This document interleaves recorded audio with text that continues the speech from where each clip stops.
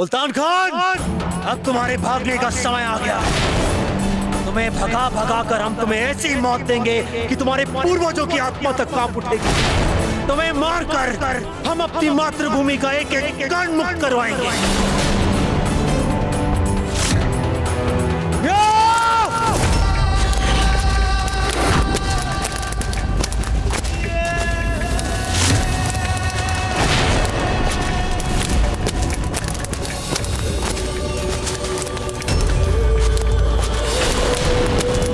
कैसी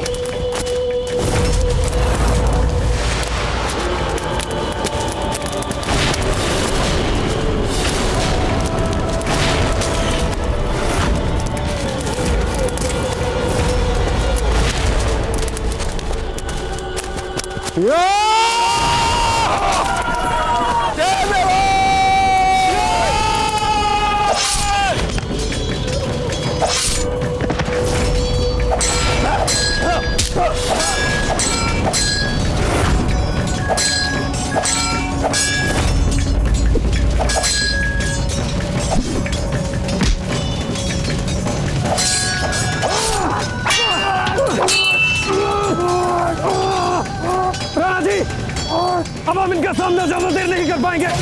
हमारे सभी सैनिक इनके सामने खुलकर आ चुके हैं। हमारी व्यूह रचना सफल हो चुकी है।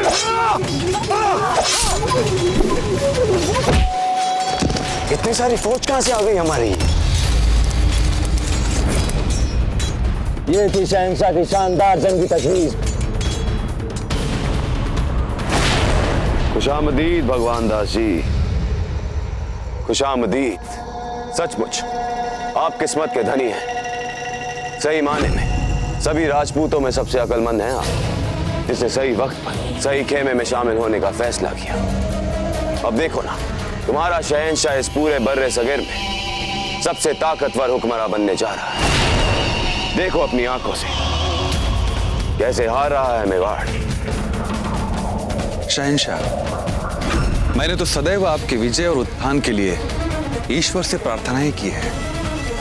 हाँ, पर आपका बेटा, आपके बेटे में वो दानिशमंदी और साफ ख्याल नहीं नजर आ रहे हैं हमें। कभी कभी ना उम्मीद कर देते हैं वो हमें अपने उलझे हुए ख्यालों से। ऐसी क्या बात होगी, आप हमें बताइए। हम आपको वचन देते हैं कि शीघ्र उनको उचित मार्ग पर ले आएंगे। नहीं, इसकी कोई जरूरत नहीं है। वैसे तो हमारे सबसे काबिल वजीर हैं वो। बस हो सके तो कुछ वफादारी के 2 नुक्ते समझा दीजिए उन्हें। ऐसा ही होगा जहांपना।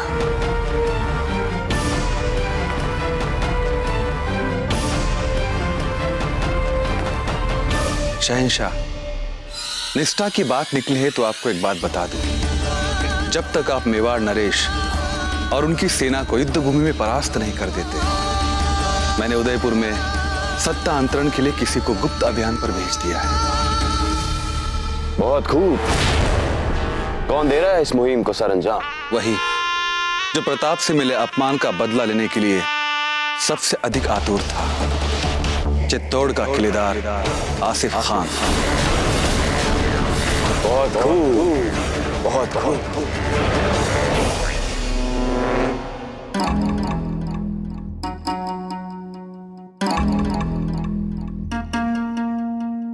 कहाँ है आमिर? अभी तक आया नहीं वो यहाँ पर। सलाम वालेकुम हुजूर आला। वालेकुम अस्सलाम आसिफ। यही चूहे हैं वो? जी हुजूर, ये वही चूहे हैं, आफती ताउन वाले। जैसा आपने कहा, हमने दूर दराज के गांव में इन चूहों को छोड़ दिया।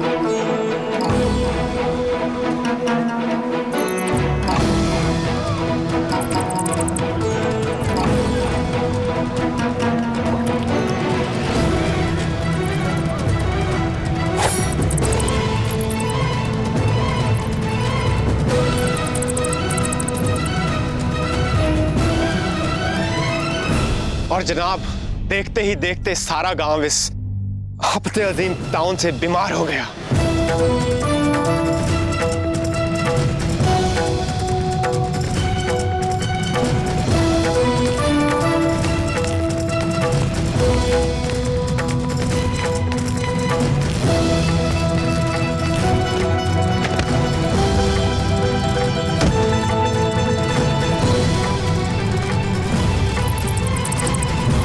माशाअल्लाह मेरा। अब दुनिया की कोई भी ताकत हमें उदयपुर को सर करने से नहीं रोक पाएगी। अगर तुम्हारा यह तजुर्बा कामयाब हो गया तो इंशाअल्लाह मैं प्रताप के शाही तख्त पर बैठकर उसके आंखों में आंखें डालकर उससे कहूंगा, राणा प्रताप देख, जिस वक्त तू मुझे मारने के नए नए मंसूबे बना रहा था, मैंने तुझसे तेरा उदयपुर ही छीन लिया। सिपाहियों जाओ, इसी वक्त उदयपुर में आफत अजीम ताउन फैलाने वाले चूहे छोड़ दो। किसके लिए लड़ेगा प्रताप, जब उसी के घर के हर आमो खास बिना किसी जंग के इस आफत अजीम ताउन फैलाने वाली बीमारी से तड़प तड़प कर मर जाएंगे। कब्रिस्तान बना दूंगा मैं तेरे उदयपुर को प्रताप।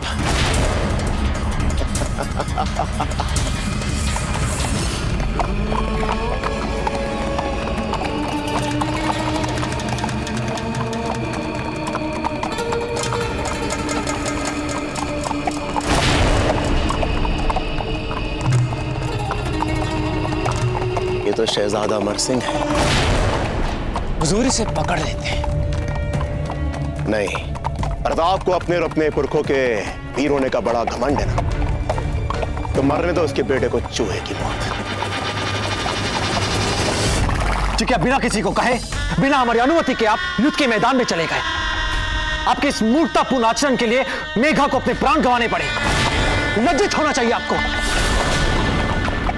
दाजीराज, हम बहुत शीघ्र ही अपने आप को आपकी दृष्टि में सिद्ध करके दिखा देंगे। हम दिखा देंगे हम कोई बिगड़े हुए आवेगी बच्चे नहीं हैं। सच्चे देशभक्त हैं हम भी। ऐसा देशभक्त जो किसी भी शत्रु को अपने घर से बाहर निकाल फेंकने की शक्ति रखता हो।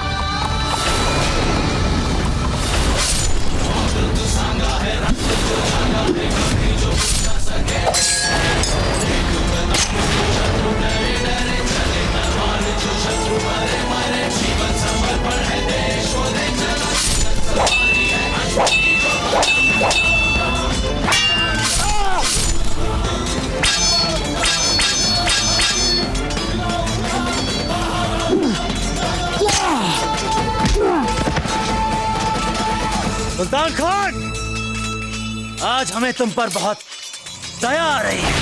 ये सोच कि आज तक तुमने जिसकी सेवा की, जिसे पूजा, उसने तुम्हें और तुम्हारे साथियों को मात्र चारा बनाकर अपने स्वयं के लाभ के लिए प्रयोग किया। सुल्तान खान, बेमौत तुम और तुम्हारे 50,000 साथी आज मारे जाएंगे, किंतु हम तुम्हारे उस निष्ठुर और संवेदनहीन बादशाह की भांति हम अपने वीर योद्धाओं का बलिदान नहीं देंगे। हमने आज तक अपनी सेना का केवल नेतृत्व ही किया है, उनका कभी भी दुरुपयोग नहीं किया। हम मरने से नहीं डरते राणा जी। मरने से तो हम भी नहीं डरते। भय तो हमें इस बात का है कि ये मुगल और वो बादशाह जीवित ना रह जाए, क्योंकि हम व्यर्थ ही अपने वीर योद्धाओं के प्राणों को गंवाना नहीं चाहते। हमारी प्रजा, हमारी सेना हमारे लिए सर्वस्व है। विजय जी!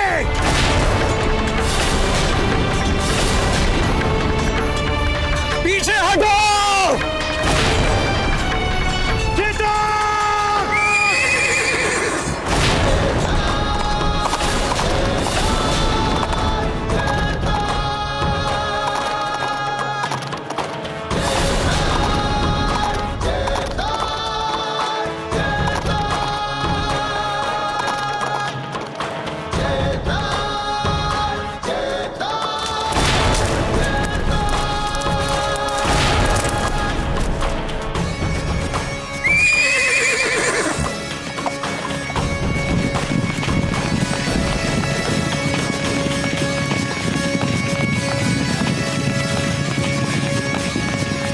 मसला क्या है मुल्तान खान?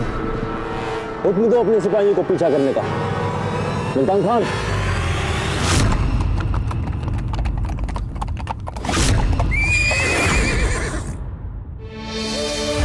पूंजा जी, आप इतनी अतुलनीय हानि होने के पश्चात आप यहाँ क्या कर रहे हैं? इस समय आपको अपने अपने परिवार, अपने भीड़ साथियों के साथ होना चाहिए। आप कृपया लौट जाइए। हानि तो आपकी भी कम नहीं हुई थी राणा जी, फिर भी आप लड़ रहे हैं ये विकट युद्ध।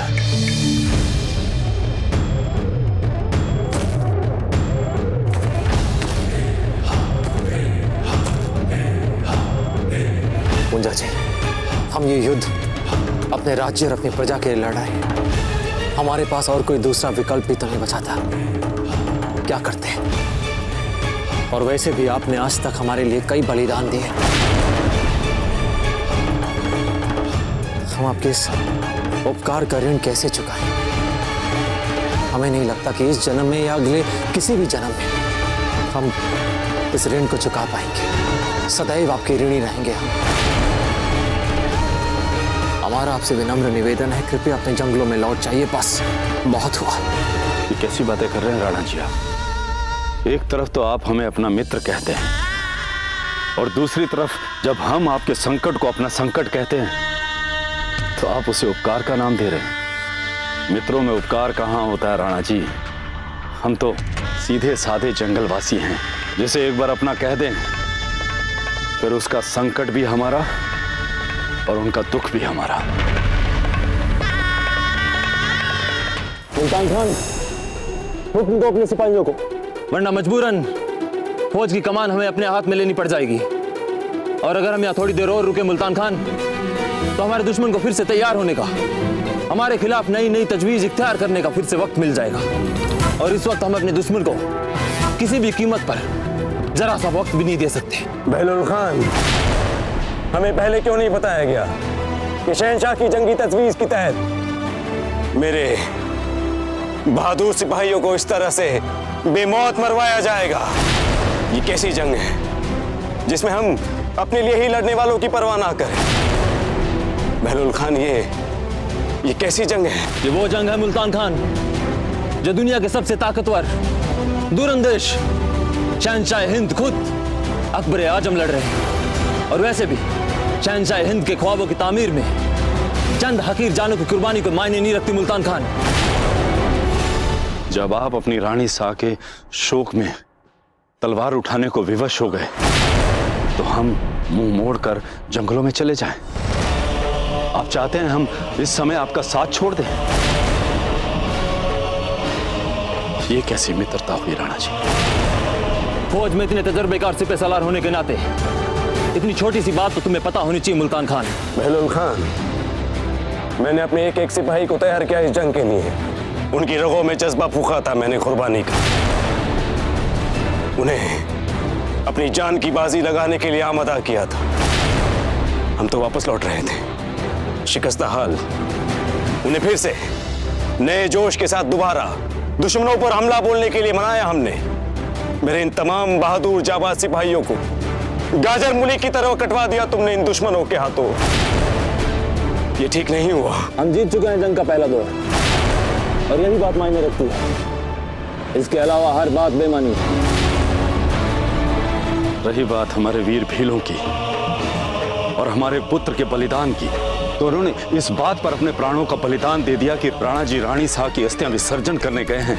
उनके पीछे कोई शत्रु उनकी मातृभूमि की तरफ बुरी दृष्टि से देख कैसे सकता है? जब एक बार राणा जी ने, मेवाड़ के राणाओं ने हमें अपने गले लगा लिया, तो आप ही बताइए राणा जी, हम आपके दुख से अलग कैसे हो सकते हैं? मेरे वीर भील और मेरे पुत्र के बलिदान को अर्थ तभी प्रदान हो सकता है जब हम आपके साथ कंधे से कंधा मिलाकर इन मुगलों के विरुद्ध लड़ें, उन्हें पाठ पढ़ाएं।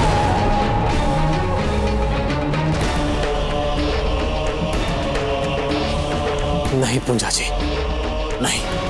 यदि हम आपके साथ आपके जंगलों में चले गए तो आपकी स्त्रियों और आपके बच्चों पर मुगलों का संकट छा जाएगा और ये उचित नहीं है, ये कदापि उचित नहीं है। हम भील हैं राणा जी। हम भीलों के बच्चे और उनकी वीर माताओं को पता ही नहीं कि डर क्या होता है। हम डरना नहीं जानते। इसलिए मैं आपसे विनती करता हूं कि आप चलिए हमारे साथ हमारे जंगलों में। हम वहां मुगलों के विरुद्ध तैयारी करके उन पर आक्रमण करेंगे। ये जंगल हमारा घर है राणा जी, हमारे घर आइए। सच में पूंजा जी, आप मित्रता के एक अद्भुत प्रतीक हैं।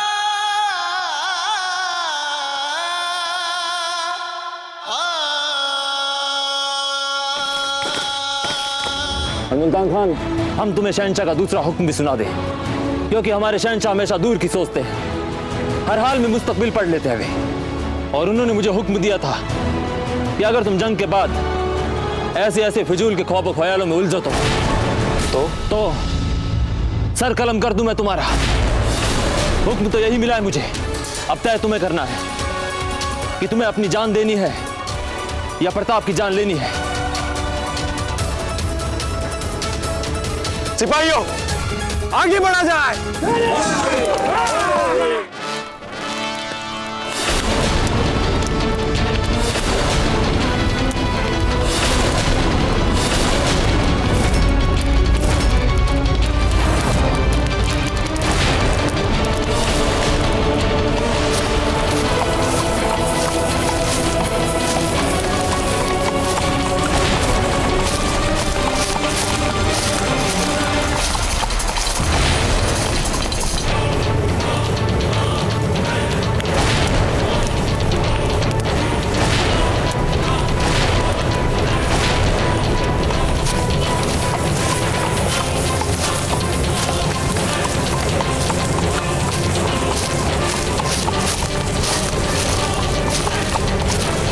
अग्नि बाण बरसाएं।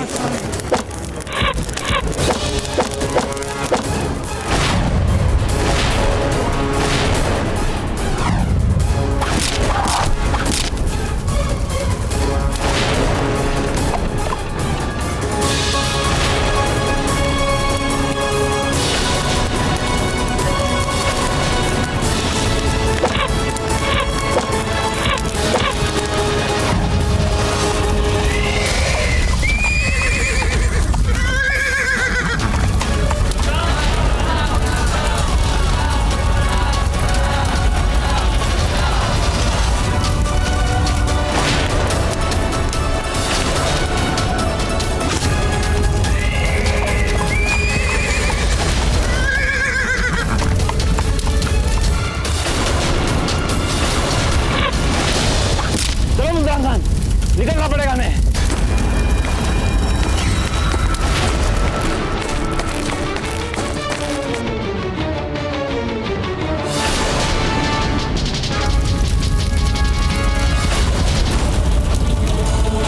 इन्हें जलाकर राख कर दीजिए। यहाँ हमें स्पष्ट पराजय दिख रही है। एक भी बिल्कुल सैनिक बचना नहीं चाहिए।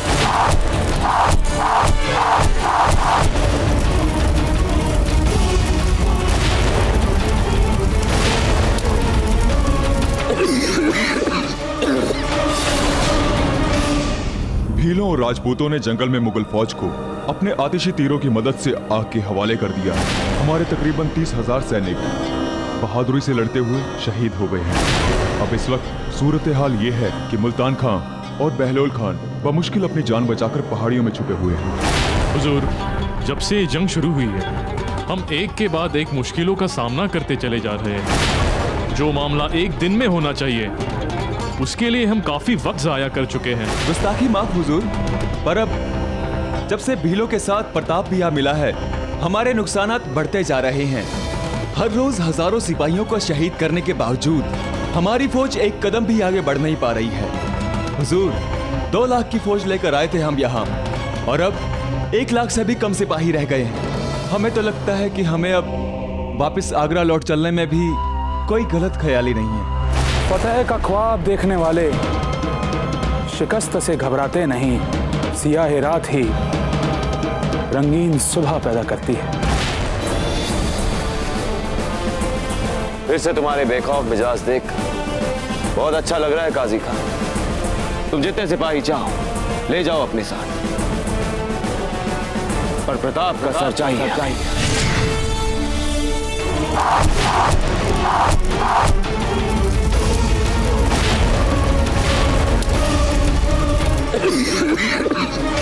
राणा जी, यदि आप हमें आदेश दें तो आज हम आगे बढ़कर हमारा सारा भूभाग जो मुगलों ने हमसे छीन लिया था, हम उन्हें पीछे धकेल कर वापस ले लेंगे। उत्साह अच्छी बात है झाला जी, किंतु अधिक उत्साह ठीक नहीं, क्योंकि अधिक उत्साह में व्यक्ति कभी ठोस सत्य को कभी देख नहीं पाता। और सत्य केवल यह है कि हम संख्या में मुट्ठी भर है, और वहां मुगलों का जमावड़ा शस्त्रों की संख्या में हमारे सामने खड़ा हो सकता है। और ऐसी स्थिति में हमें ठोस सत्य कभी भूलना नहीं चाहिए। हम आपसे नहीं, राणा जी से बात कर रहे हैं। राणा जी, टूटा जी जो कह रहे हैं उसमें ठोस सत्य है, बिल्कुल ठीक कर रहे हैं। क्योंकि युद्ध के तात्कालिक परिणाम के बाद वो मुगल बौखला गया होगा, और पूरी संभावना है ये मुगल सैनिकों की एक भारी संख्या हमारी ओर भेजेगा। उसे जो करना है वो कर ले, किंतु हमें इन जंगलों का सदुपयोग करना है, जिससे कि हम इस भारी संख्या को मुंह तोड़ उत्तर दे सके। आशा है झाला जी आपने राणा जी की बात अच्छे से सुन ली होगी। यदि आप पहले ही हमारी बात सुन लेते तो राणा जी का समय यूं व्यर्थ न करते।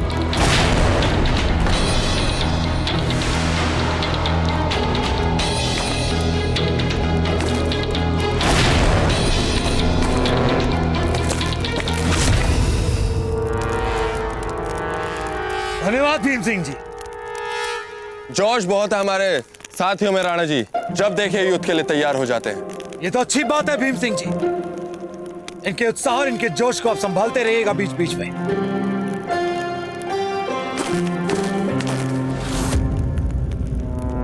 बहलुल खान, क्या है? हम कब तक यूं इन चट्टानों के पीछे छिप के बैठे रहेंगे? कब आएगी हमारी मदद के लिए फौजी खुमुख? आएगी मुल्तान खान, आएगी। उसके दरबार में देर है, अंधेर नहीं।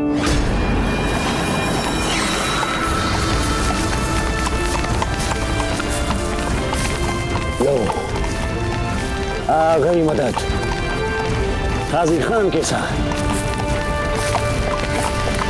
ऊपर खींचे।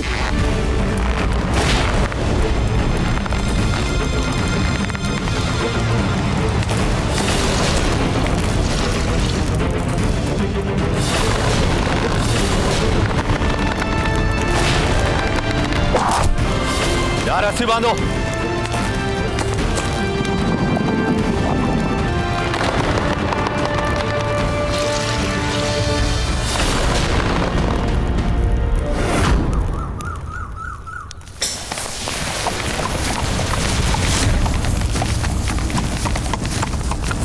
राणा जी, मुगलों की बहुत बड़ी सेना आ रही है, मुल्तान और बहलोल की सहायता में।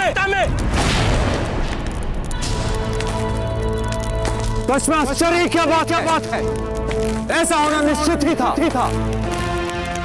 अब हमें अपना सारा ध्यान अपनी सुरक्षा व्यवस्था को और सुदृढ़ बनाने में केंद्रित करना होगा।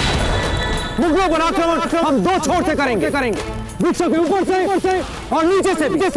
समझ गए? जी, बहुत अच्छे।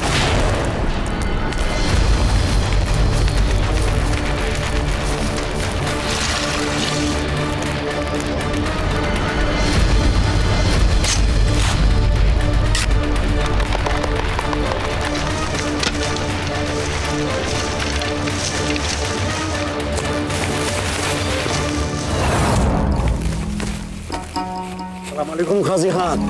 अस्सलाम वालेकुम। क्या बताएं काजी खान आपको, हमने सोचा भी नहीं था कि ये लोग पेड़ों की ऊंचाई से हमला करेंगे हमारे ऊपर, और यही किया इन्होंने। हमारी पूरी फौज को जलाकर खाक कर डाला। वे लोग तीरों पर ना जाने कौन सी जलाने वाली चीज बांध के फेंक रहे थे हमारे ऊपर। जैसे वो तीर हमारे ऊपर गिरते हमारे चारों तरफ आग लग जाती। बड़ा ही खौफनाक मंजर दरपेश किया हम मक्का ने। बहलुल खान, हमें लगता है कि वो जो जलाने वाली चीज थी उनके पास यकीनन खत्म हो गई होगी, वरना वो हमें क्यों जिंदा छोड़ दे? बोल चुके। हम लोग उन पे दो तरीकों से हमला करेंगे।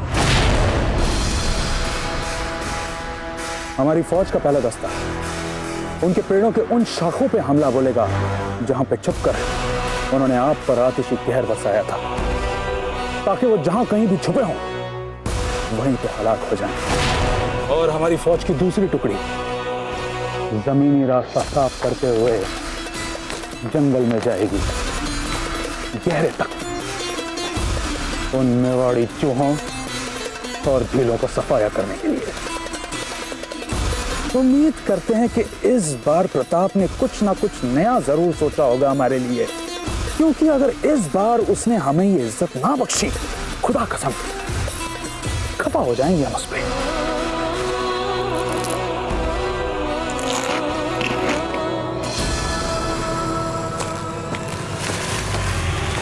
राणा जी, सामने वाले पेड़ों पे हमें तीर सैनिकों की तैनाती कर देनी चाहिए ताकि हमारे सैनिक मुगल सैनिकों को अधिक से अधिक संख्या में मार सके।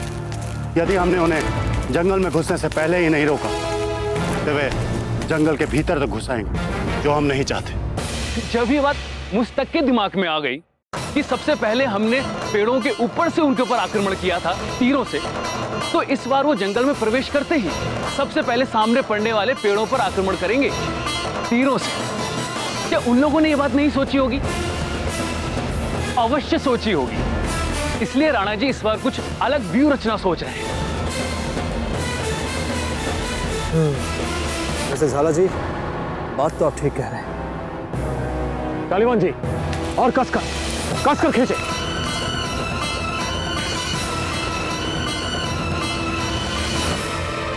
झाला जी, थोड़ा यहाँ आकर जाल बांधने में सहायता कीजिए हमारी।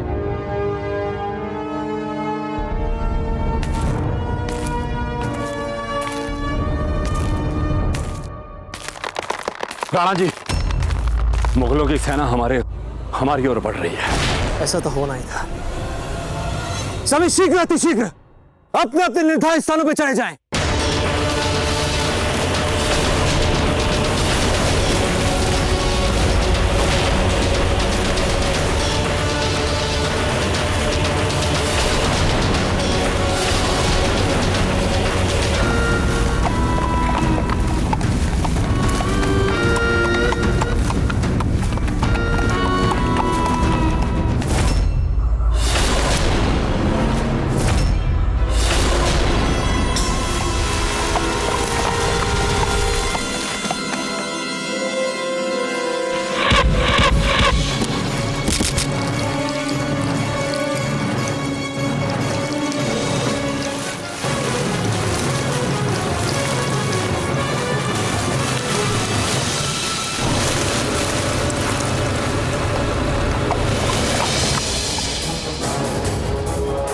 ये कैसा मजाक हुआ? ये क्या चिपचिपा सा गिरा दिया है हम पर? अरे मियाँ, ये तो जंगली शहद है। शहद पे ध्यान नहीं देगा कोई सिपाही। आगे बढ़ते चलो। जी हुजूर।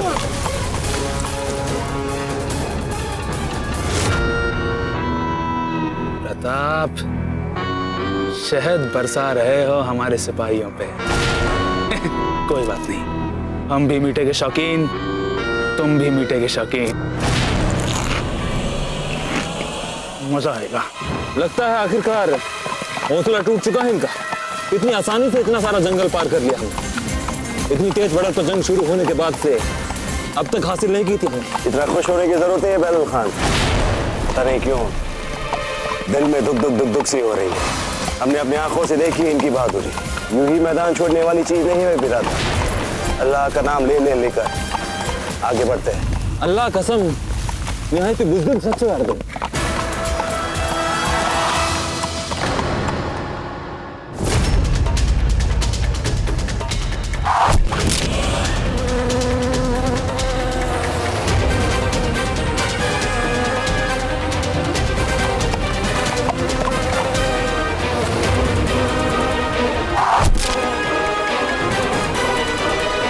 या खुदा, ये तो मधुमक्खी आ रही है हम पे हमला करने।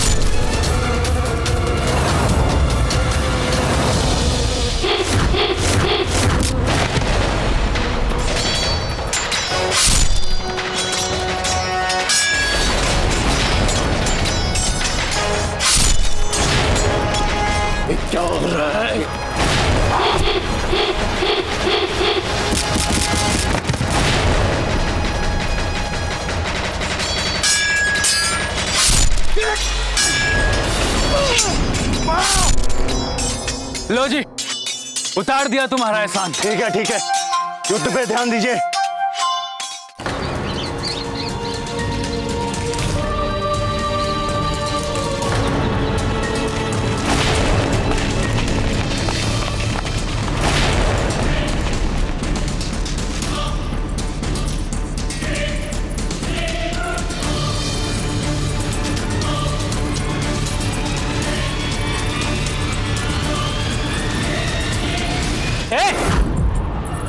कौन हो तुम?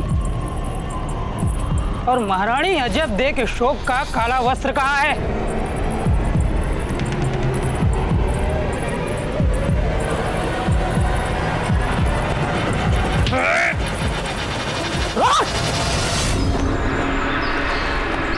क्या हुकुम? पूरे विश्वास से तो नहीं कहा जा सकता कि मुगल गुप्तचर ही थे, किंतु जिस प्रकार पूछताछ आरंभ करते ही वे भागे, उससे तो यही संदेह हुआ कि हो सकता है मुगल गुप्तचर ही हैं वे जो नगर में घुस आए। इसलिए हमने सोचा कि सर्वप्रथम इसकी सूचना आपको दी जाए। आपकी सजगता सराहनीय है। इसी क्षण उस गुप्तचर को पकड़ के लाइए। हुकुम। चुंडावत जी, मुगलों ने उदयपुर में अपना गुप्तचर भेजा, ये जानने के पश्चात भी कि हमारी समस्त सेना राणा जी के नेतृत्व में मुगलों के साथ ही युद्ध कर रही है। तो फिर यहां उनका गुप्तचर भेजने का उद्देश्य क्या होगा? आचार्य जी, अभी हाल ही में उनके भेजे गए हुए हथियारों के कारण हम अपनी महारानी सा को खो चुके हैं। वो मुगल किसी भी मानवीय और सामाजिक आदर्शों को नहीं मानते। आप हमें तुरंत आपातकालीन स्थिति की घोषणा करने दें आचार्य जी। उचित है चुंडावत जी, ये तो आप करवा ही दीजिए, और हम रानी सा और समस्त राज परिवार की सुरक्षा व्यवस्था पर निगरानी रखते हैं। प्रताप की असली ताकत है वीर सरदार राणा पंजा। हमें इसे बाहर निकालना ही पड़ेगा, और उसके लिए मुल्तान खान तुम्हें आना पड़ेगा गोले में। तुम्हारे सामने आते ही पंजा जहां कहीं भी होगा आ जाएगा सामने।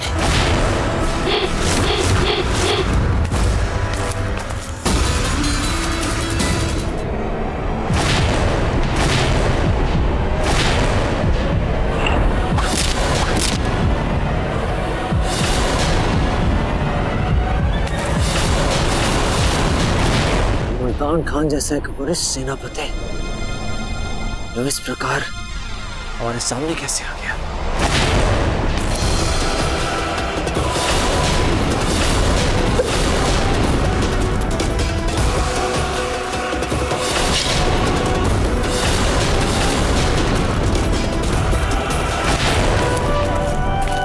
जी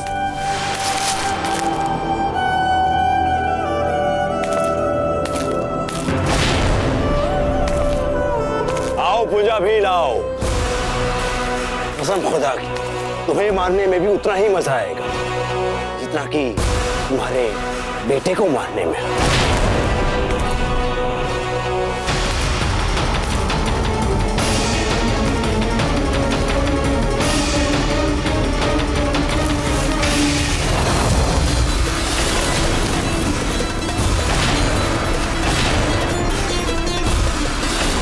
नहीं राणा जी, बाहर आकर आप युद्ध को संकट में मत डालिए। मेरे बेटे के हत्यारे इन मुगलों के लिए मैं अकेला ही बहुत हूं।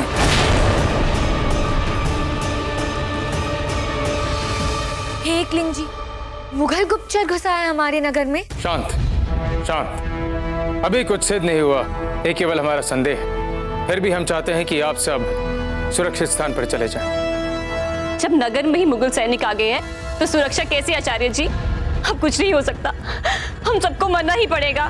नहीं, क्षमा चाहते हैं आचार्य जी, पर कोई इस महल को छोड़कर भी नहीं जाएगा। निशा, आपकी और समस्त राज परिवार की सुरक्षा के लिए उचित कार्यवाही करना हमारा कर्तव्य है। आचार्य जी, आपका पहला कर्तव्य जन सामान्य को सुरक्षा प्रदान करें। अपना बहुमूल्य समय हमें बचाने में नष्ट करने की वजह उसे मेवाड़ की प्रजा को बचाने में लगाइए। राज परिवार के सदस्य होने के नाते जिस उद्देश्य के लिए राणा जी और हमारे वीर सैनिक वीरता से मुगलों के सामने लड़ रहे हैं। उसी उद्देश्य के लिए हम भी अपनी क्षमता के अनुसार अपना हाथ बटाएंगे। राणा जी और हमारे वीर सैनिक युद्ध भूमि में इसीलिए लड़ रहे हैं ना, ताकि उदयपुर मुगलों के हाथ ना लगे। तो उसी उद्देश्य के लिए हम भी अपनी प्रजा को बचाने का प्रयास कर अपना कर्तव्य निभाएंगे। चांद, मार, क्या आप हमारा साथ देंगे?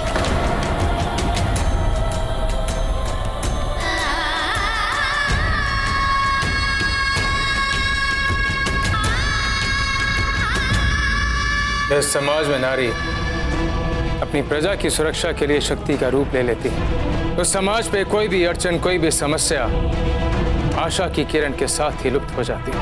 खंबागनी हुकुम, कुंवर सा अमर सिंह जी पधार चुके हैं।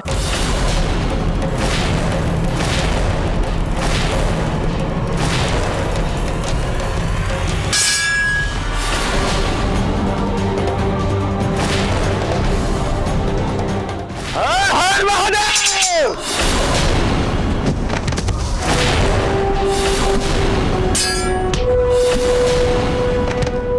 हल्दी घाटी के प्रांगण में हम लहू लहू लहरा देंगे। हल्दी घाटी के प्रांगण में हम लहू लहू लहरा देंगे।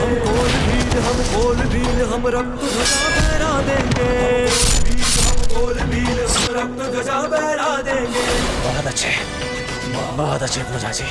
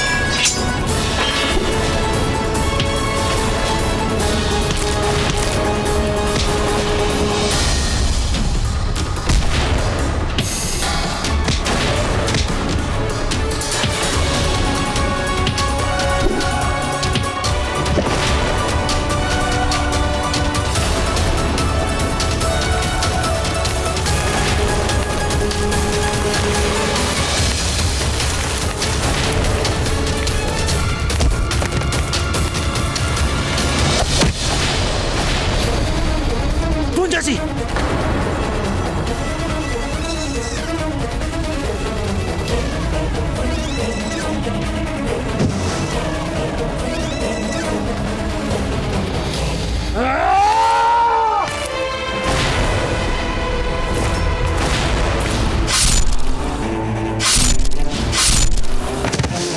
मरहबा मरहबा। ये तो इंतहा हो गई मेरी खुशियों की कि सामने खुद ब खुद मेरा दुश्मन चला आया। माशाल्लाह माशाल्लाह, कितना नाम सुना, कितनी तारीफें सुनी। प्रताप वो है कि कितनी हसरत थी तेरे दीद की जालिम कि अब तू सामने है फिर भी यकीन नहीं होता।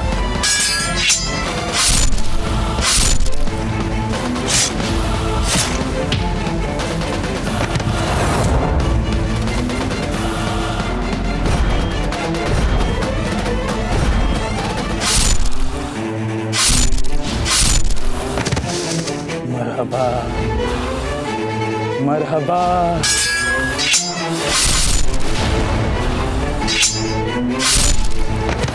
कि कितनी हसरत थी तेरे दीद की जालिम कि अब तू सामने है फिर भी यकीन नहीं होता।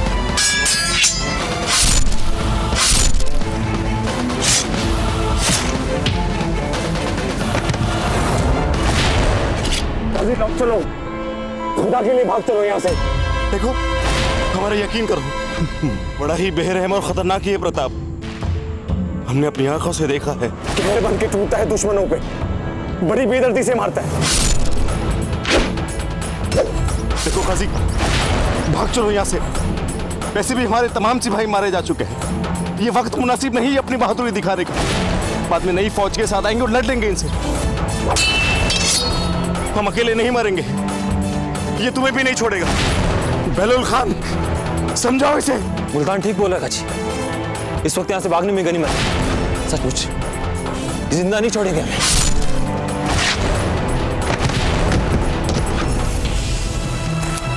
चलो जल्दी जल्दी। रुकिए पंजाबी, आज जो तुमने हमारी धुनाई की है, कसम खुदा की भूलेंगे नहीं हम। आज तो प्रताप ने तुम्हें बचा लिया, लेकिन हम वापस आएंगे और कसम खुदा की जैसे तुम्हारे बेटे को मारा था उससे भी बदतर मौत मारेंगे तुम्हें। मुल्तान खान नाम है हमारा, याद रखना, मुल्तान खान। फिर मेघा भी हमारे ऊपर कूद के हम पर आता हुआ तीर अपने ऊपर ले लिया और उसने अपने प्राण दे दिए हमारे प्राण बचाने के लिए। और उसके बाद तो हाकिम खान ने मुगलों के तोपों से मुगलों पे ही गोले बरसाए। हम उन्हें गोले पकड़ाते गए और वे मुगलों पे गोले बरसाते गए।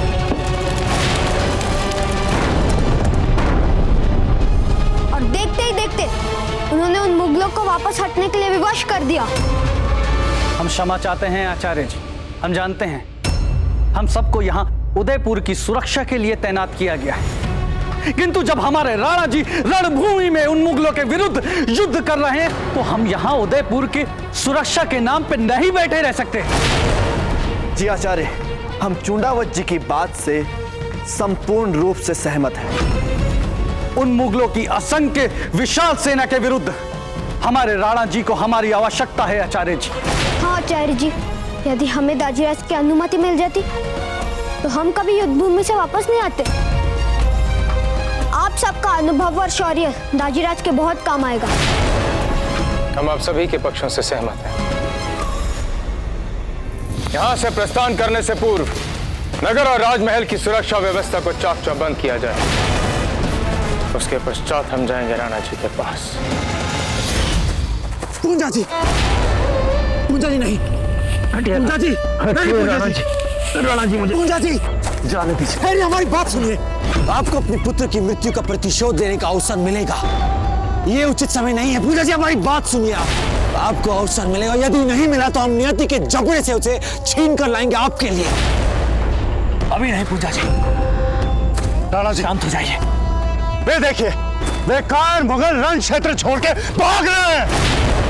राणा जी, हम मुगलों से कम नहीं है, ये केवल पीठ पे वार करना चाहते हैं बस।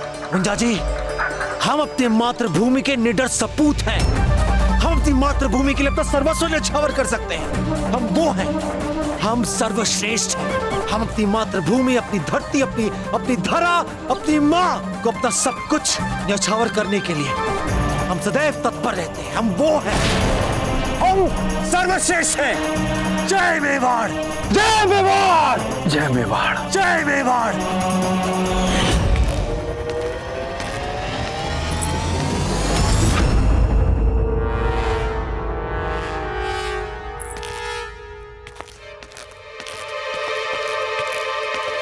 अरे अमर सिंह जी, आप वो हम देख रहे थे कि यहाँ की सफाई ठीक से हुई है कि नहीं तो दोबारा करना। बिना बात जब चाहे आप हमारे निजी मामलों में हस्तक्षेप क्यों करती है? हाँ बहुत बुरी है, हम घृणा करते हैं आपसे।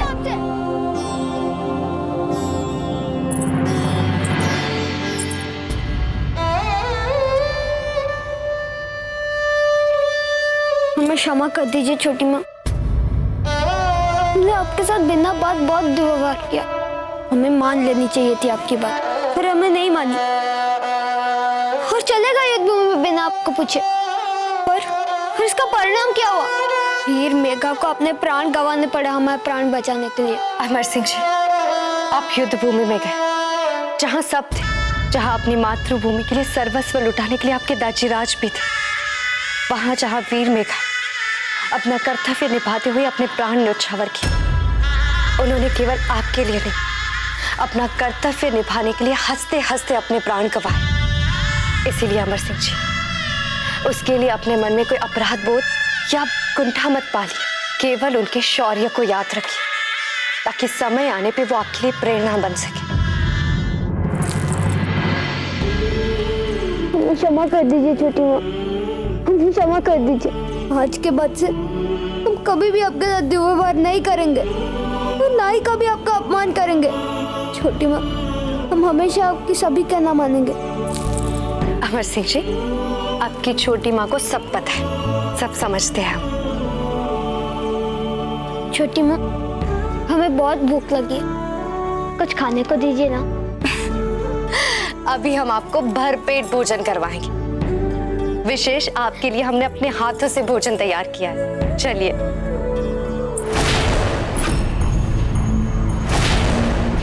क्या हुआ अमर सिंह जी? नहीं छोटी माँ, पता नहीं क्यों अचानक से हमारे सिर में पीड़ा का अनुभव हो रहा है। तो अवश्य ही आपको बहुत भूख लगी है। हम स्वयं अपने हाथों से आपको भोजन परसते हैं। आइए जी।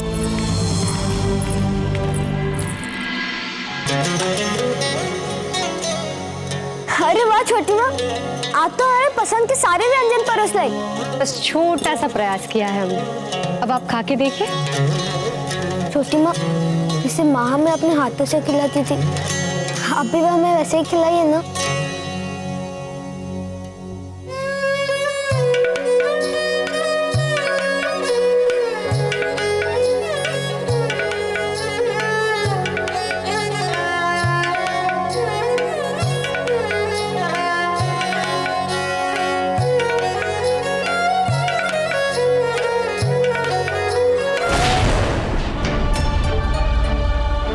क्या हुआ अमर सिंह जी?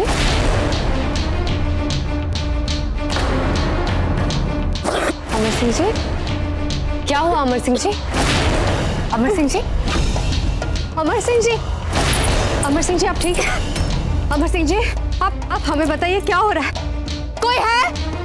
कोई है? अमर सिंह जी, दासी, कोई है? अमर सिंह जी, अमर सिंह जी, अमर सिंह जी, क्या हो गया आपको? अमर सिंह जी, कोई आओ! अमर सिंह जी,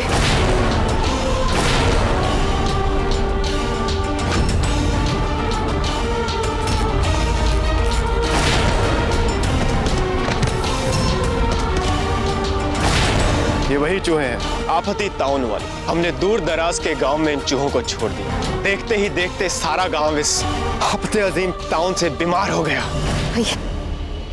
अमर सिंह जी, अमर सिंह जी, होश में आइए।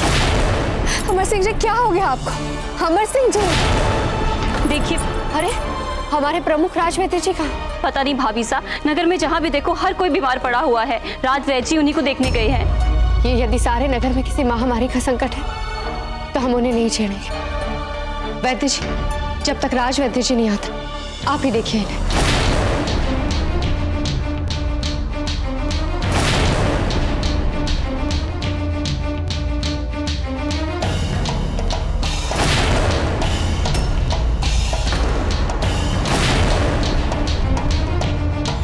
संभल के। पूंजा जी, आप ठीक तो है ना?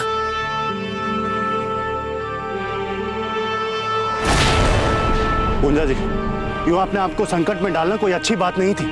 हम जानते हैं टूडा जी, पर क्या करते हैं। वो मुल्तान सामने आया तो ऐसे लगा जैसे हमारा पुत्र मेघा हमारे सामने आकर खड़ा हो गया और हमसे कह रहा हो कि बाबा यही मुल्तान है जिसने हमारे प्राण लिए।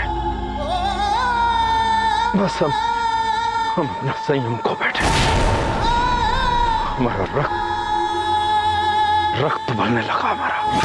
अगर उस समय आपके स्थान पर कोई और भी होता तो वो वही करता जो आपने किया। जीवन में हर पल बड़े बूढ़ों के द्वारा दी गई सीख याद रखना असंभव हो जाता है, विशेषकर जब अपनों की स्मृतियां सामने आ जाए।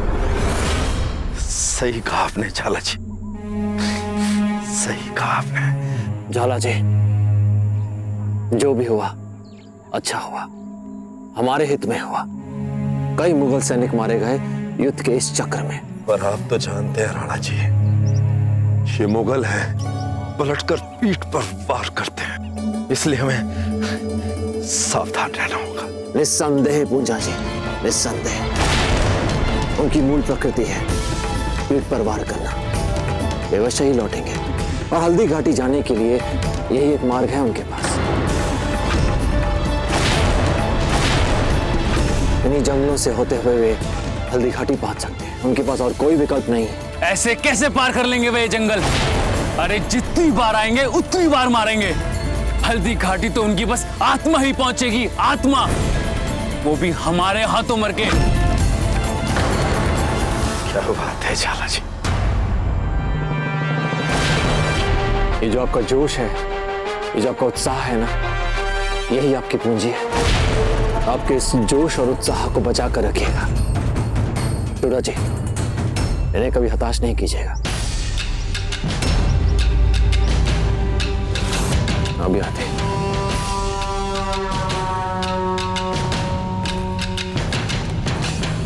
शहंशाह, उड़ा दीजिए हम सबकी गर्दनें। हम सब खतावार हैं आपके।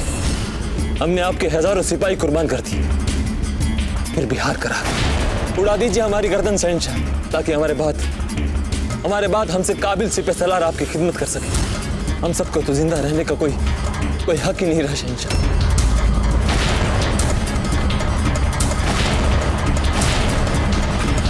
खड़े हो जाओ तुम सब। सुना नहीं तुमने? खड़े हो जाओ, वक्त नहीं हमारे पास तुम्हारी चापलूसियां झेलने का। खड़े हो जाओ।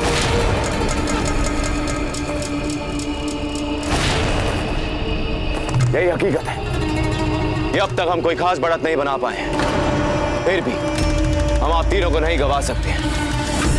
इसलिए तैयार होकर फिर से सोचिए, नए सिरे से इस जंग की तजवीज है।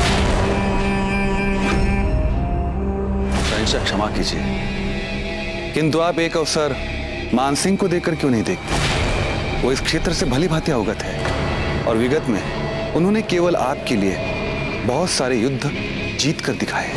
गुस्सा की माफ शहंशाह, लेकिन हमें नहीं लगता कि मानसिंह इस जंग के लिए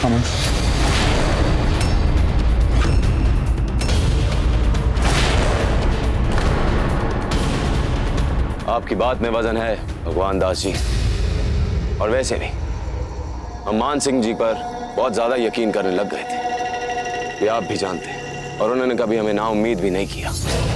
पर पिछले कुछ दिनों से उनकी बातचीत में, उनके मुंह से मेवाड़ की वफादारी सुनकर हम बहुत ही नाउम्मीद हो गए। शहंशाह, आप एक अवसर मुझे देकर देखिए। मैं आपको वचन देता हूं और विश्वास दिलाता हूं कि मैं अपने पुत्र को उचित मार्ग पर शीघ्र लेके आऊंगा और इस जंग की सारी जिम्मेदारियां उन्हें सौंप दूंगा।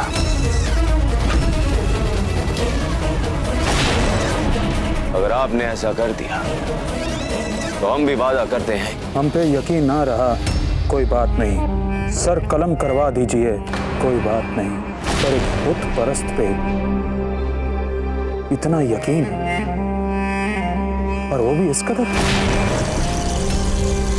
इससे तो बेहतर है कि आप हमें मौत दे दीजिए शहंशाह। हाँ हुजूर, अगर जिंदा छोड़ ही दिया है तो मान सिंह को फौज की कमान देने के बजाय एक बार फिर से हम लोगों को कमान दीजिए, और फिर देखिए हम कैसे मसला खत्म करते हैं अपनी शमशीरों से। नहीं गाजी, उसूल की बात है कि जो हम कर रहे हैं और जो नतीजा आ रहा है वो आप सबके सामने है। और अगर नतीजा कुछ और चाहिए तो उसके लिए कुछ और करना पड़ेगा। बहुत लड़ लिए मुगल राजपूतों के साथ, अब राजपूतों को राजपूतों से लड़वा कर देखते हैं, तो फिर शायद नतीजा जो हम चाहते हैं वो मिल जाए।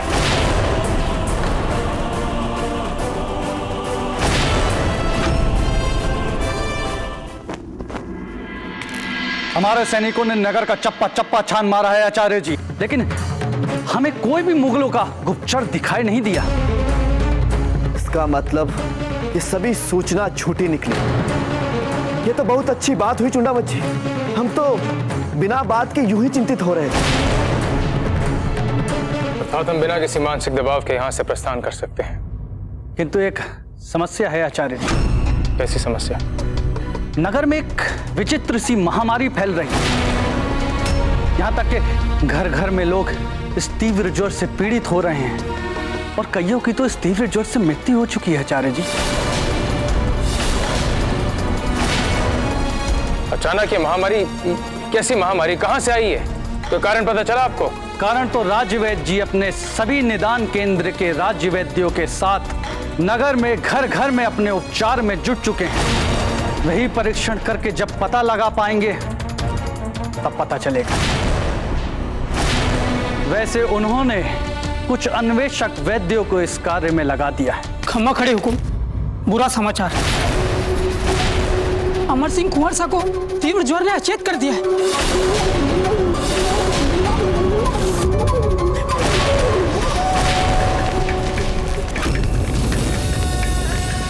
अमर सिंह जी का स्वास्थ्य कैसा है? प्रणाम आचार्य जी। प्रणाम।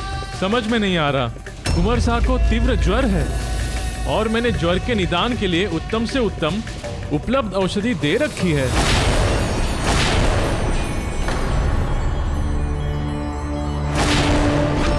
आचार्य जी, हमें लगता है आप लोगों को युद्ध भूमि के लिए प्रस्थान करना चाहिए। अमर सिंह जी को तीव्र ज्वर है और आप कह रही हैं कि हमें यहाँ से प्रस्थान करना चाहिए। आचार्य जी, वैद्य जी है ना यहाँ, और राज वैद्य जी भी आने वाले हैं थोड़ी समय में। इन लोगों से जो भी हो सकेगा ये लोग करेंगे, और हम भी तो हैं यहाँ। पर आप लोगों से विनती, आप लोग जाइए। राणा जी को आपकी आवश्यकता है। इस समय इस महल में या इस नगर में ऐसा कोई भी संकट नहीं है जो हम नहीं संभाल सकते, पर वहाँ राणा जी के साथ विशाल मुगल सेना का संकट है। क्या वो अकेले संभालेंगे? आप लोगों को जाना चाहिए। परंतु फूल, आपको हमने बड़े ही लाड प्यार से पाला है, बड़े ही आराम से पली हैं आप, फिर आप कैसे ये सब? हाँ काकू, ठीक कहा आपने। हम सुख सुविधा में बड़े हुए, पर यदि हम वो वाली फूल होते तो आज हमारे अमर सिंह जी के ज्वर पर पूरा महल सिर पर उठा चुके होते। पर अब ऐसा नहीं है काकू, समय सब बदल देता है और ये समय युद्ध का। राणा जी इस समय अपने साथियों के साथ मुगलों के साथ बड़ा ही बेहद युद्ध लड़ रहे हैं, और हम सबको भी इस समय अपने अस्तित्व के लिए चल रहे इस युद्ध के अनुरूप ढालना पड़ेगा। हमने तो अपने आप को ढाल लिया, बस आप लोगों से विनती है, आप लोग जाइए। राणा जी को आपकी आवश्यकता है। भाभी सा ठीक कह रही हैं आचार्य जी, हम यहाँ की सारी समस्या संभाल लेंगे। आप यहाँ की बातों को लेकर दादा भाई के पास जाने की योजना में विलंब मत कीजिए। हाँ, जान ठीक कह रही है, हम लोग हैं यहाँ। जिस प्रकार समय की मांग के अनुरूप आपने अपने आप को ढाला है, वह अत्यंत सराहनीय है। हम हृदय से उसका वंदन करते हैं और ईश्वर से प्रार्थना करते हैं कि वह सदैव अपना आशीर्वाद आप पे बनाए रखे। जय मेवाड़, जय मेवाड़, जय मेवाड़, जय मेवाड़, जय मेवाड़, जय मेवाड़।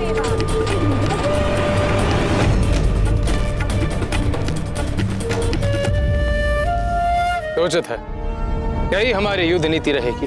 जी आचार्य।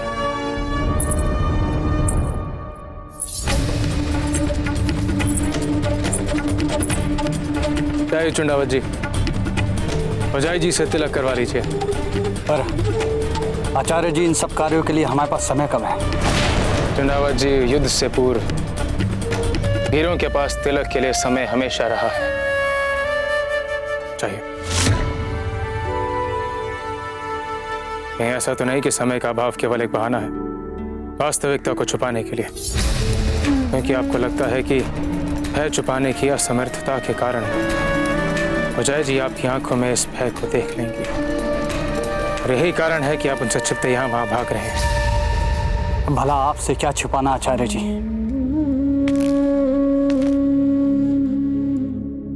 चंडावत जी, यदि भय भी है तो उस भय को स्वीकार कीजिए। चुंडावत जी, स्वीकार कीजिए उस भय को, और देखिए किस प्रकार तिलक की पवित्र भावनाएं आपके इस भय को साहस में बदल देंगी।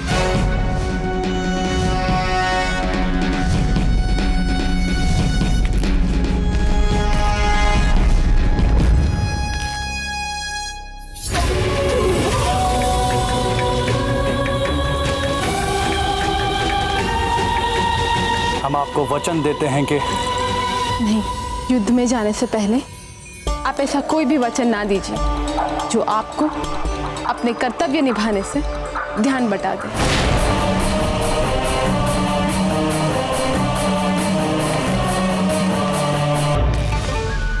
यह लीजिए दाजीराज, विशेष मुगल मदिरा पीजिए। कहते हैं इनकी मदिरा इनके आचरण और नैतिकता से कहीं अधिक उत्कृष्ट होती है। मान सिंह, होश में आओ। बहुत ऊंची ऊंची और खोखले आदर्शों की बातें कर ली। अब वास्तविकता के कठोर धरातल पर उतरो और खुद को पहचानो। कौन हो तुम? क्या हो तुम? समाज सुधारक हो, दार्शनिक हो, या साधु हो प्रवचन देने वाले? तुम एक क्षत्रिय हो और एक सच्चा अनुशासित क्षत्रिय ना तो बिना बात किसी राजनीतिक निर्णयों में उलझता है और ना ही उसका कर्तव्य कभी उससे प्रभावित होता है। फिर क्यों व्यर्थ बातों में अपना समय गंवा रहे हो? केवल कर्म करो, कर्म। हमारा कर्म है युद्ध करना। युद्ध करो, लड़ो, फिर देखो इतिहास कैसे अपने आप बनते चला जाता है। किंतु दाजीराज, अगर आत्मा ही ना माने तो हथियार कैसे चला पाऊंगा मैं? मान सिंह, जिस समय तुमने अकबर को मित्रता का वचन दिया था उसी समय तुम्हारी आत्मा पर अकबर का अधिकार हो गया था। तुम्हारी अपनी आत्मा का राग आलापना बंद करो। वचन भंग करना है वो तुम्हारा। आत्मा तो चाहे वो तुम्हारी हो चाहे हमारी, उसे वही सोचना होगा जो अकबर चाहेगा। उसे वही बोलना होगा जो अकबर चाहेगा। उसे वही महसूस करना होगा जो अकबर चाहेगा। उसे वही मानना होगा जो अकबर चाहेगा। समझे तुम? वचनबद्ध हैं उसके, और वचन देने के बाद पलटता नहीं कभी राजपूत। शहंशाह, ये रजा है। ये अपनी इस घूमती हुई फौलादी गेंद से जो भी इसकी जद में आता है ये फौरन उसकी गर्दन उड़ा देता है।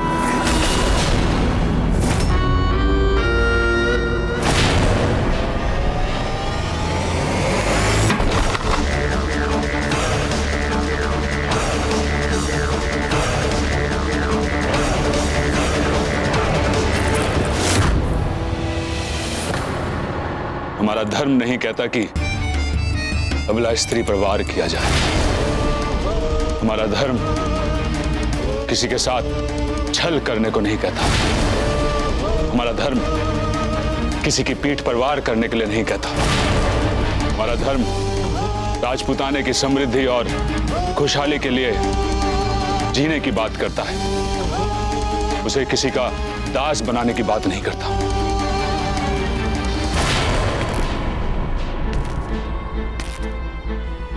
मान सिंह, मैं नहीं कहता कि मैं धर्म संकट में हूं।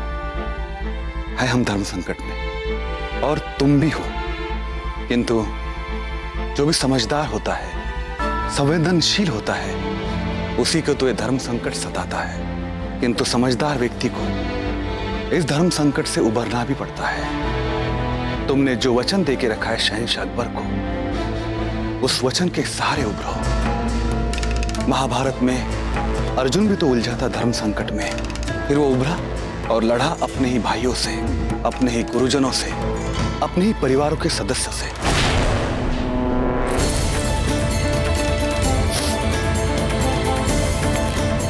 ठीक है दाजीराज, हम लड़ेंगे अकबर के लिए और जीत कर दिखाएंगे आपको। किंतु याद रखिएगा दाजीराज, इस युद्ध में अर्जुन हम नहीं, राणा प्रताप है।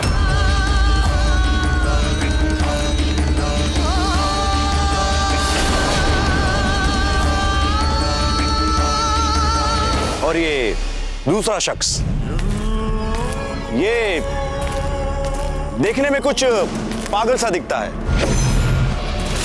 लेकिन ये अच्छों के होश ठिकाने लगाने की हैसियत रखता है। ये ऐसा शख्स है जिसे कभी किसी किस्म का कोई दर्द महसूस नहीं होता। लोग इसे मारूश कहते हैं, मारूश, जो कभी हार नहीं सकता।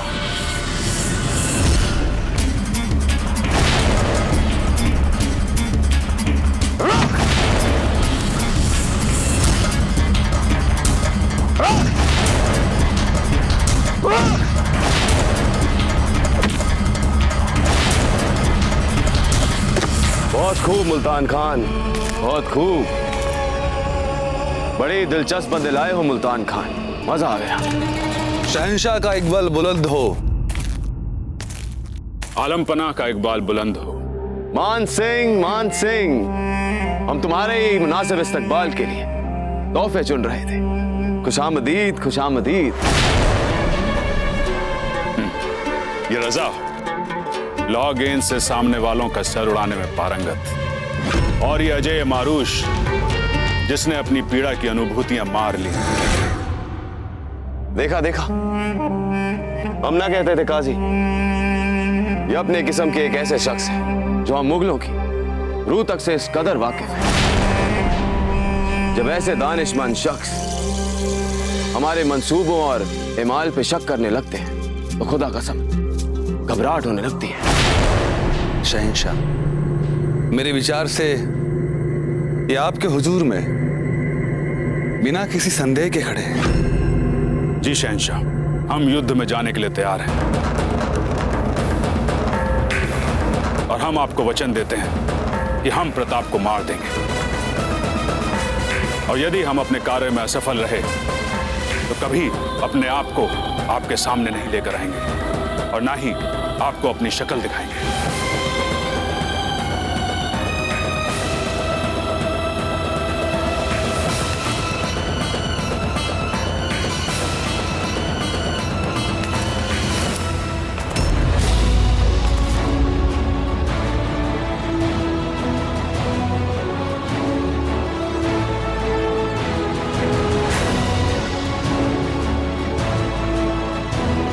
तो बताइए मान सिंह जी, कैसे निकालेंगे आप हमें इन जंगलों में से?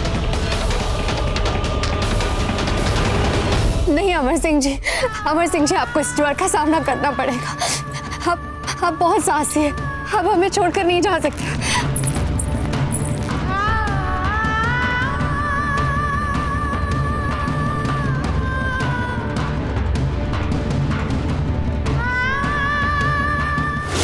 हे भगवान, कुंवर सा को भी वही महामारी प्रतीत हो रही है। कैसी महामारी रहती जी? ये चूहों से फैलने वाली बड़ी खतरनाक महामारी है। सारा नगर इसके प्रकोप से त्राही त्राही कर रहा है। देखते ही देखते लोग अपने प्राण गंवा रहे हैं महारानी साहब। पर वैद्य जी, उपचार क्या है इसका? कोई तो उपचार होगा ना इस व्याधि का? उपचार तो है महारानी साहब। अधिकतर सहायक युद्ध में गए हुए। अब इस नई प्रकार की महामारी के लिए सबसे पहले अपने अन्वेक्षण कक्ष में बैठकर हमें औषधि बनानी पड़ेगी और स्वयं रोगी को देनी पड़ेगी। आप निश्चिंत होकर इस महामारी की औषधि बनाई वैद्य जी, और फिर हमें बताएं इसे कैसे कैसे दें। हम वैसे वैसे अमर सिंह जी को देंगे। और बाद में आप इस राजमहल की सभी औरतों को भी समझा दें ताकि वे इस नगर के घर घर में जाके जो भी इस महामारी से पीड़ित है उन्हें ये औषधि देकर बचा सके। जो आ गया महारानी साहब।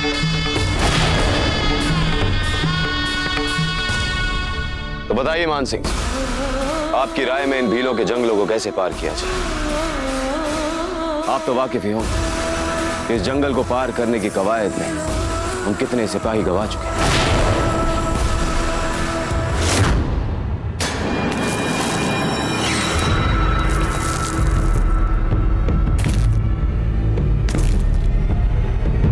आपका सारा काम कर दिया है हमने। जाइए आप।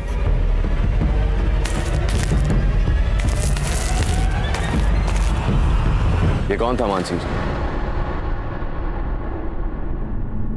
हमारा प्रिय भतीजा भोकल सिंह। बहुत भरोसा करते हैं हम इस पर शहंशाह।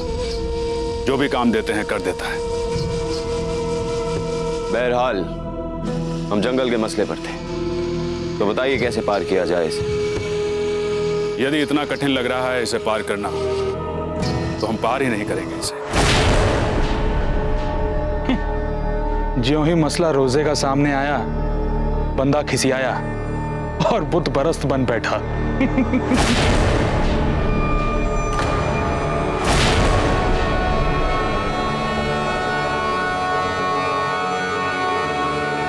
मान सिंह जी, अगर हम इस जंगल को नहीं पार करेंगे तो फिर हल्दी घाटी के मैदान तक कैसे पहुंचेंगे?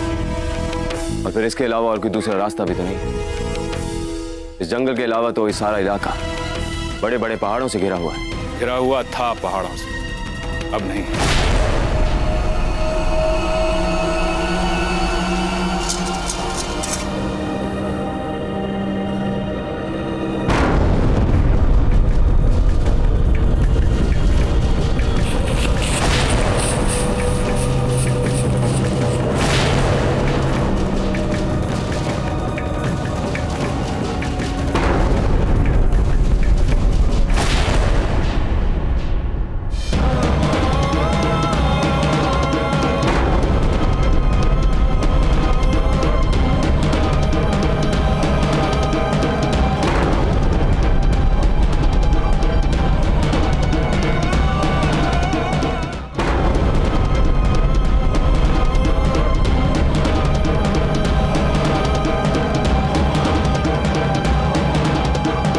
भोकल ने मार्ग में आने वाले सारे पहाड़ों में बारूद लगा दिया है, और जैसे ही वे पहाड़ एक एक करके जमीन दोज होंगे, हम बहुत आसानी से उसे पार कर कर हल्दी घाटी पहुंच जाएंगे।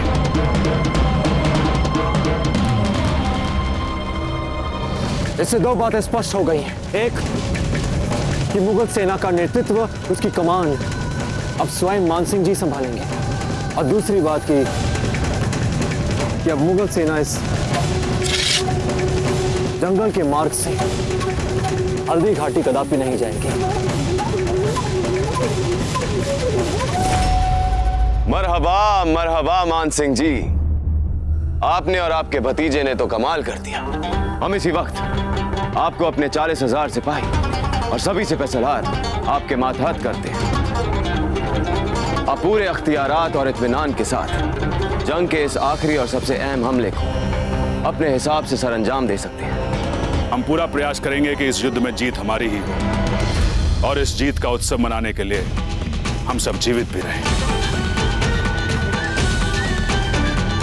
शहंशाह अकबर जिंदाबाद, शहंशाह अकबर जिंदाबाद, शहंशाह अकबर जिंदाबाद, शहंशाह अकबर जिंदाबाद। राणा जी, इन मुगलों को पहाड़ पर ही रोकना होगा हल्दी घाटी में आने से पहले। नहीं पूंजा जी, नहीं।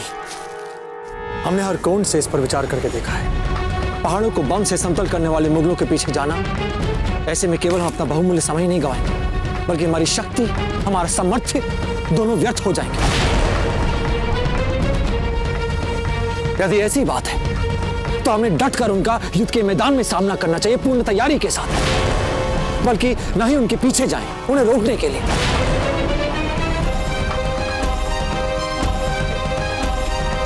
नहीं, ये उचित नहीं होगा पूंजा जी। तो क्या मैदान में सामना करेंगे हम मुगलों का? जी हाँ।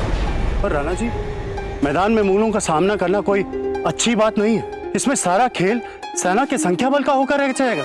और संख्या बल के आंकड़े कुछ इस प्रकार है। मुगल सेना में है 40 सहस्त्र सैनिक और हमारी सेना में केवल 10 सहस्त्र। अब अपने से चौगुनी सेना का मुकाबला हम उस बड़े मैदान में कैसे कर पाएंगे?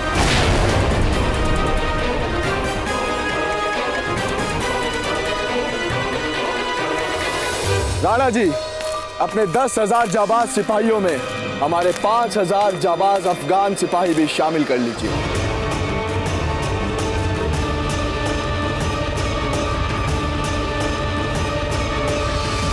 और राणा जी, हमारा एक एक भील कई मुगलों पर भारी पड़ेगा, इसलिए हमारे 3 सहस्त्र भील भी साथ जाएंगे। और 3 हम भी हैं।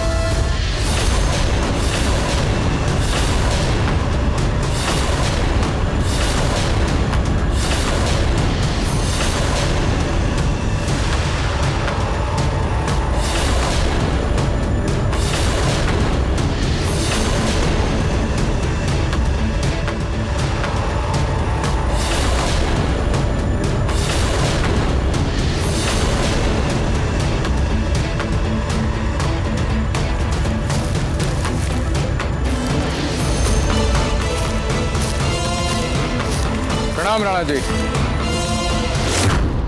आचार्य जी, आप सभी यहाँ, तो फिर राजमहल की सुरक्षा का उत्तरदायित्व आपने किसके हाथ सौंपा? राणा जी, हमने विशिष्ट सैनिकों की एक टुकड़ी को महल की सुरक्षा के लिए तैनात कर दिया और दूसरी टुकड़ी को उदयपुर नगर की सीमा पर तैनात कर दिया। किसी भी प्रकार की कोई भी संदेहजनक स्थिति की सूचना हम तक पहुंच जाएगी और वैसे भी इन मुगलों को उदयपुर तक पहुंचने के लिए यहां से जाना होगा। अब रानी साहब को भी कम मत आंकिए राणा जी। इन विपरीत परिस्थितियों में आपका साथ देने के लिए हमें प्रेरणा और आग्रह रानी साहब ने ही किया और उन्हीं का कहना था कि इस महायुद्ध के समय हमारी उपयोगिता राजमहल से अधिक रणभूमि में। और यहाँ पहुंचते ही हमें आभास हो गया कि रानी साहब उचित कह रही हैं।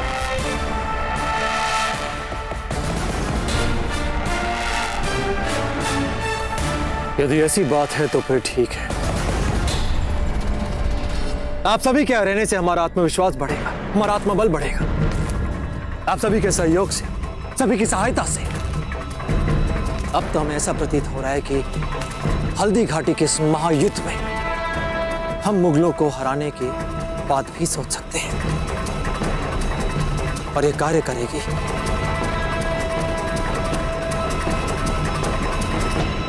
हमारी अष्ट